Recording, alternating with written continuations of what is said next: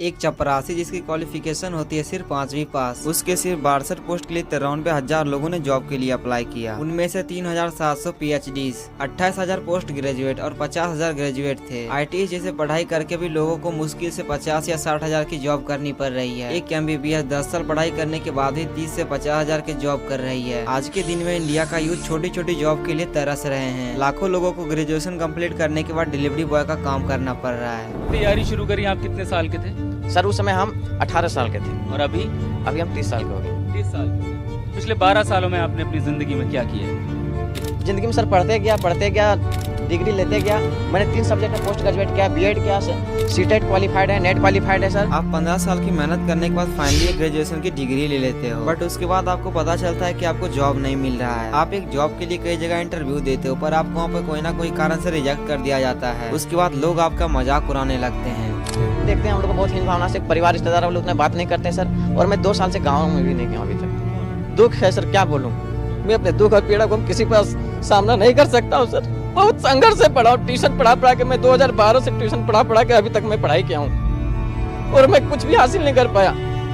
हमारे पर फायर हो गया। आप लोगों से मिलना जुलना बंद कर देते हो, खुद को एक कमरे में बंद करके गॉड से सिर्फ एक ही प्रे करते हो कि गॉड किसी भी तरह से मुझे एक नौकरी दिला दो। धीरे धीरे आपका सेल्फ एस्टीम और सेल्फ कॉन्फिडेंस कम होने लगता है और फिर आखिरकार किसी भी तरीके से आपको एक जॉब मिल जाता है, लेकिन उसकी सैलरी बहुत ही कम होती है। पर आप मजबूरी में कर क्या सकते हो, आप उस जॉब को करने लगते हो। इस जॉब में उतने पैसे तो है नहीं कि आप पैसे जमा करके घर खरीद सको, इसीलिए आप बैंक से एक होम लोन ले लेते हो। अब अपना घर है तो आपको गाड़ी भी चाहिए होगा, इसलिए आप लोन पे गाड़ी भी ले लेते हो। अनजाने में से आप अपने आप को एक बड़े से जाल में घेर लेते हो। अब आपको एक डर लगने लगता है कहीं मुझे जॉब से निकाल ना दिया जाए तो मैं अपने घर का खर्च कैसे मैनेज करूंगा, क्योंकि होम लोन की EMI चल रही है, कार की EMI चल रही है, बच्चों का स्कूल का फीस। अब आप धीरे धीरे अपने आप को दबाते जाते हो। सुबह उठते हो सीधे ऑफिस जाते हो, ऑफिस से सीधे शाम को घर आ जाते हो, चाहे वो आपको काम पसंद हो या फिर नहीं। और फिर एक दिन वो आता है जब आपको ये काम पूरा नॉर्मल लगने लग जाता है। धीरे धीरे आप बूढ़े हो जाते हो। वहीं दूसरी तरफ ये चाय वाला जो कि बिल गेट के साथ कोलैब करने के बाद दुबई और मालदीव्स में करोड़ों कमा रहा है। अंजलि अरोरा ने 4 करोड़ का घर ले लिया। रणवीर अलावादिया 60 करोड़ से ज्यादा कमा चुके हैं। कोमल पांडे जो कि एक रील्स के 30 लाख रुपए ले रहे हैं। यहाँ तक कि मोदी जी तक इन सारे इन्फ्लुएंसर को बुला कर अवार्ड दे रहे हैं। क्या सच में आज के डेट में सभी ट्रेडिशनल डिग्रीज और प्रोफेशन आउटरेटेड हो गए हैं और वक्त आ गया है कि हम लोग पढ़ाई छोड़ दे और इन्फ्लुएंसर बन जाए? क्या जो लाखों बच्चे नीट JEE और UPSC का तैयारी करे, क्या वो लोग बेवकूफ हैं? क्या आज के समय में पढ़ाई, स्कूल और कॉलेज की कोई भी वैल्यू नहीं रह गई है? आप बोलोगे कि लग तो यही रहा है, क्योंकि ये लोग पॉलिटिशियन से मिलने जा रहे हैं। पब्लिक इन लोगों को सर पे चढ़ा के रखी है। पैसा इतना है कि ये लोग गिन नहीं पा रहे हैं। रोज नई नई गाड़ियां ली जा रही है। इंडिया में इन लोगों के पाँव नहीं टिकते हैं। आप चाहे कितने अच्छे स्टूडेंट ही क्यों ना, या फिर सबसे टॉप के जॉब करने वाले आदमी ही क्यों ना हो, आपको भी कभी ना कभी इन क्रिएटर्स की बेतहाशा अर्निंग देखकर आपको लगता होगा कि हम लोग कहीं पीछे तो नहीं रह गए। सो इस वीडियो में आपको इन सारे बातों के कई नेशनल, प्रैक्टिकल और अनवायस जवाब मिलेंगे। So are you coming with मी?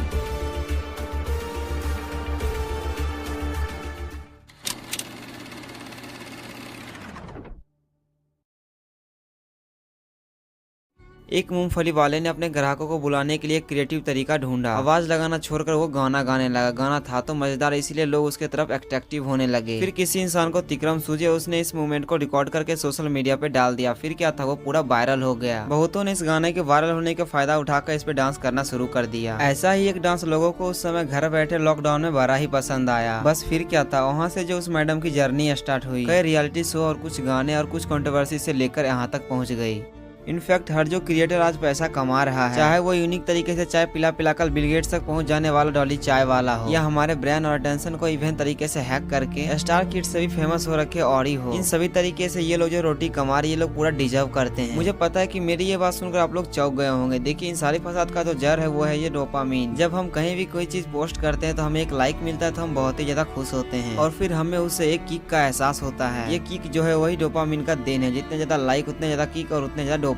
ये इन्फ्लुएंसर्स भी शुरू में डोपामिन के चक्कर में ही पोस्ट करना शुरू करते हैं। ये पूरी सोशल मीडिया इंडस्ट्री हमारे डोपामिन को हैक करने में लगी हुई है। सुबह उठते ही सबसे पहले हम लोग अपने स्टेटस के व्यूज चेक करते हैं, पोस्ट के लाइक चेक करते हैं। ये सब जो हम लोग करते हैं ये सब हमें डोपामिन करवाता है। खैर, शुरुआत तो डोपामिन ने कर दी, पर इसे सस्टेन करता है मनी, राइट? एक मिडिल क्लास का लड़का जो कि अपने फैमिली से रुपया लेके या फिर इधर उधर से जुगाड़ करके कोचिंग करने के लिए आता है, वो दिन रात एक लोहे के बेंच पे घिस रहा है। न उसे खाने का ठिकाना और न ही पीने का। मेंटल टॉर्चर वो एक अलग ही हो रहा है। शायद इसीलिए लिए कि वो एक अच्छी रैंक ला पाए। कल को जो ये बंदा एक जॉब में लग भी जाएगा तो ये बंदा ज्यादा कुछ नहीं कर पाएगा। उसे एक खुद का घर लेने में कम से कम 15 से 20 साल लग जाएंगे। ना ही उसे मोदी जी ऐसे बुला के अवार्ड देने वाले हैं, चाहे वो कितना भी अच्छा या फिर कितना भी सच्चा स्टूडेंट क्यों ना हो। आखिर क्या इन क्रिएटर में जो कि एक रील्स का इतना कमा लेते हैं जितना 10 जॉब करने वाले एक साल में भी नहीं कमा पाते। अब आपके मन में एक सवाल आ रहा होगा कि आखिर ये क्रिएटर्स के पास इतना पैसा आता कहाँ से है। देखिए अल्टीमेटली तो जाता हमारे जेब से ये, पर उन्हें देती है ये कंपनी। देखिए सारे कंपनी जो होता है वो नए यूथ को टारगेट करना चाहता है, क्योंकि उन्हें पता होता है कि नए यूथ के लोग कमाए कुछ नहीं बल्कि खर्च जम के करते हैं। तभी तो लगभग 70% आईफोन EMI पे बिकते हैं। 80-80 हजार के जूते खरीदे जा रहे हैं, चाहे लोगों के उसमें घर क्यों ना चले जाए। आज के जनरेशन के लोग टीवी नहीं देखते हैं, बल्कि वो लोग YT और इंस्टा से इंटरटेन होते हैं। आज के लोग न्यूज़पेपर नहीं पढ़ते हैं, बल्कि ट्विटर पे रियल टाइम सब जान लेते हैं। बस इन्हीं कारण सारे कंपनीज को झक मार के सोशल मीडिया पे आना ही पड़ रहा है। अब इन कंपनीज को इन क्रिएटर के चक्कर में एक ऐसा मीडियम मिल रहा है जिससे उनके टारगेट मैनिपुलेशन पे बहुत ही गहरा असर है। और सबसे बड़ी बात ये टारगेट कस्टमर उन क्रिएटर पे बहुत ही बड़ा ट्रस्ट करती है, और ये ट्रस्ट बहुत ही बड़ा वैल्यूएबल चीज है जिसे कमाने में बहुत ही ज्यादा मेहनत और समय लगता है। और इस बात को बखूबी जानते हैं ये क्रिएटर्स, जो कि अपना ट्रस्ट ट्रांसफर करने के चक्कर में लाखों रुपए चार्ज कर रहे हैं। बट आपने एक शब्द नोटिस किया, ये मीडियम। जी हाँ, ये लूजलेस कंपनी के ये क्रिएटर्स एक मीडियम से कम नहीं है। अगर किसी भी तरह से पब्लिक का ट्रस्ट इन क्रिएटर पे से हट गया तो ये कंपनी अपना पैसा वापस लेने में मिनट भी नहीं लगाएंगे। और दूसरी तरफ वो क्रिएटर हैं जो कि अपना एस्पिरेशन बेचते हैं। उनकी लाइफ कितनी भी नॉर्मल क्यों ना है, बट वो अपने ऑडियंस को ये दिखाते हैं कि वो एक बहुत ही बड़ा सक्सेसफुल और अमीर इंसान है। और फिर इन लोगों को देखकर इनकी जैसे जिंदगी जीने के लिए हम लोग इनके जैसे प्रोडक्ट खरीदते हैं, चाहे वो बाइक हो या फिर कुछ भी। और फिर इन्हीं सभी में हम अपना सारा कमाई लुटा देते हैं। इनका खेल तब तक तो सही चलता है जब तक पब्लिक इनकी सच्चाई नहीं जान जाती, लेकिन जब इनका भांडा फूटता है तो इनकी रीच और अर्निंग रातों रात गायब हो जाती है। अब आप बोलेंगे कि कई इन्फ्लुएंसर्स तो ऐसे हैं जिसपे हमें बिल्कुल भी ट्रस्ट नहीं है, हम लोग उनका कंटेंट इसीलिए देखते हैं ताकि हमें मजा आता है। ज्यादातर इन सभी में ये इंस्टाग्राम की मॉडल्स आती है। अब आप लोग सोच रहे होंगे कि आखिर ये लोग कैसे पैसे कमाते हैं। देखिए मोस्टली इन लोगों को ऐसी कंपनी पैसा देती है जिन्हें ट्रस्ट से कोई भी मतलब नहीं है। ये कंपनी सिर्फ अपने टारगेट पॉपुलेशन तक पहुंचना चाहती है, और इनका टारगेट पॉपुलेशन जिन लालच की वजह से इन क्रिएटर्स को देखता है, और फिर उन्हीं लालच की वजह से इन कंपनीज पे भी पैसा लगा देता है, जो कि लीगल होती भी नहीं। और फिर इन्हीं गैम्बलिंग ऐप के प्रमोशन करने के चक्कर में इन क्रिएटर्स की रीच कुछ ही दिनों में डाउन हो जाती है, और फिर धीरे धीरे पब्लिक भी इनसे बोर होना शुरू हो जाती है। उसके बाद जैसे इन क्रिएटर्स की रीच डाउन हो जाती है तो कंपनीज भी पैसा और प्रमोशन दोनों देना बंद कर देती है। TVF का फाउंडर जिन्होंने पूरा कंपनी को खड़ा किया था, बट मीटू का एलिगेशन लगा और उन्हें अपने ही कंपनी से धक्के मारकर बाहर निकाल दिया गया। सेम AIV की भी कहानी है, जो कि एक समय में दुनिया का सबसे टॉप चैनल था और वो आज आके पूरा डेड हो चुका है। गवर्नमेंट का एक रेवोल्यूशन आता है और टिकटॉक बैन हो जाता है, और फिर न जाने कितने इन्फ्लुएंसर सड़क पे आ जाते हैं। PUBG बैन हुआ था तो PUBG से रिलेटेड कई बड़े बड़े क्रिएटर्स के व्यूज डाउन हो गए थे। UK राइडर की कानिमपुर वाली कहानी जैसे ही लोगों को पता चला तो लोग उनका कंटेंट देखना बिल्कुल भी बंद कर दिए। आप समझो कि आप अगर नीट JEE और UPSC को क्रैक करके कुछ बन जाते हो तो फिर वो टैलेंट वो स्किल आपके अंदर जिंदगी भर रहती है। दुनिया चाहे आपको बहकाने की कितनी भी कोशिश करे, पर ये जो आपकी डिग्री है उसकी आज ही वैल्यू, और ये डिग्री आपकी वैल्यू को बनाए रखती है। ये डिग्री से आपको पैसा दिलाने के लिए कोई ट्रस्ट, एस्पिरेशन और रिच की मोहताज नहीं होती है। अगर आपके पास ये डिग्री है तो आपको काम मिलेगा, पैसा मिलेगा और हर हमेशा लाइफ आपको मिलता रहेगा। अगर आपने एक बार ये स्किल्स एक्वायर कर लिया तो आपको ये टेंशन नहीं रहेगा कि कल उठकर मैं कौन सा वीडियो बनाऊंगा या फिर अभी क्या ट्रेंड में चल रहा है। अगर कल को मेरी रिच खत्म हो गई तो मैं क्या करूंगा। वहीं अगर मैं दूसरी तरफ बोलूँ तो हम लोग को एक डॉक्टर चाहिए जो कि हमारा इलाज कर सके, हमें कुछ इंजीनियर्स चाहिए जो कि हमारी जरूरत को पूरा करने में मदद करे, हमें टीचर्स चाहिए नॉलेज एक्वायर करने के लिए, और ऐसे ही लॉयर, बिजनेसमैन, यहाँ तक कि हमें कवारे वाले की भी जरूरत है। पर हमारे इन लाइफ में इन्फ्लुएंसर्स के नहीं रहने से भी हमें कोई भी फर्क नहीं पड़ने वाला। अब आप यहाँ पे ये बोल सकते हो कि अगर ऐसे ही बात है तो ये डॉक्टर इंजीनियर्स इतने रुपए क्यों नहीं कमाते हैं जितने ये इन्फ्लुएंसर्स कमाते हैं। देखिए ये बात कई हद तक सही भी है, बट इसके पीछे जो मेन रीजन वो है डिमांड एंड सप्लाई का। देखिए जो ट्रेडिशनल कैरियर्स होते हैं वो बनते हैं कॉलेज से, और फिर ये कॉलेजेस हर एक साल एक नया बैच प्रोड्यूस कर देते हैं। जैसे कि किसी भी फैक्ट्री में एक प्रोडक्ट का एक नया बैच बनता है, और ठीक ये फैक्ट्री के प्रोडक्ट की तरह ही ये फ्रिज ग्रेजुएट भी अपनी स्किल्स में इक्वल होते हैं। सप्लाई ज्यादा और वैल्यू कम, इसलिए डिमांड उतनी बढ़ती नहीं। मान लीजिए कि एक शहर में एक डॉक्टर है जो कि महीने का 10 लाख कमा रहा है। अगर मान लीजिए कि वहाँ पर एक और डॉक्टर आ गया तो उसकी अर्निंग कम हो जाएगी, अराउंड 6 या 7 लाख, लेकिन कमाएगा वो अभी भी नए से ज्यादा, क्योंकि लोगों का ट्रस्ट उस पे है। पर धीरे धीरे जब सेकंड वाला भी लोगों का ट्रस्ट जीत लेगा तो उसकी अर्निंग भी लगभग 5 लाख के अराउंड हो जाएगी। अब अगर उस शहर में कोई तीसरा डॉक्टर आ गया तो ये अर्निंग सीधे 3 लाख में कन्वर्ट हो जाएगी, क्योंकि यहाँ पे सारे डॉक्टर का काम एक ही है। वहीं दूसरी तरफ वो इन्फ्लुएंसर्स है जो कि टॉप 1 पे है, वो अपने आप में अलग ही है। अंकित एक ही है, उनके जैसा बनने की बहुतों ने कोशिश किया बट बन नहीं पाया। बस इसीलिए कंपनी इनको सबसे अलग ही अमाउंट चार्ज करती है। कैरी मिनाटी भी एक ही है, उनके बाद बहुतों ने उनके साथ रोस्टिंग करना चाहा लेकिन कर नहीं पाया। जब तक ये इन्फ्लुएंसर पब्लिक का ट्रस्ट नहीं तोड़ते तब तक इनका अर्निंग डॉक्टर या फिर इंजीनियर से ज्यादा ही होता है। जिस दिन उनका ट्रस्ट टूट गया इन पे से तो ये लोग कभी भी फॉलो बैक नहीं कर सकते, इनके पास फॉलो बैक का ऑप्शन भी नहीं बचेगा।